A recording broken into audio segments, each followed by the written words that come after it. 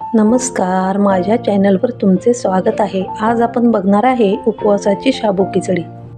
भिजलेले साबुदाणे 3 वाट्या घेतले आहेत।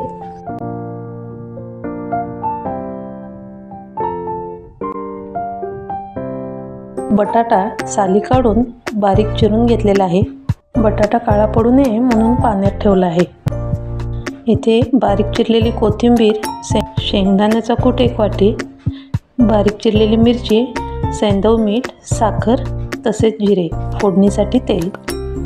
कढई गरम झाली की त्यामध्ये 3 चमचे तेल घालायचे आहे। तेल छान गरम झाले की त्यामध्ये अर्धा चमचा जिरे घालायचे आहे। जिरे छान फुलू लागले की त्यामध्ये चिरलेला बटाटा हा घालायचा आहे व छान असे परतवून घ्यायचे आहे। बटाटा छान तेलात शिजायला पाहिजे। बारीक चिरलेली मिरची ही घालून छान असे परतून घ्यायचे आहे।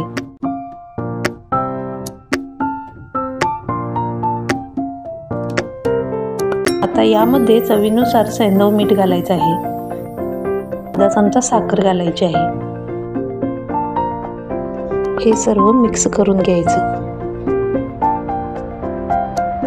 आता यामध्ये भिजलेला साबुदाणा हा घालायचा आहे।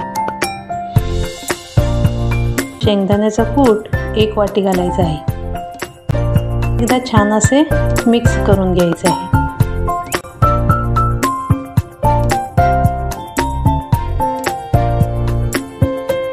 झाकण ठेवून 2 ते 3 मिनिटांसाठी वाफ काढायची आहे।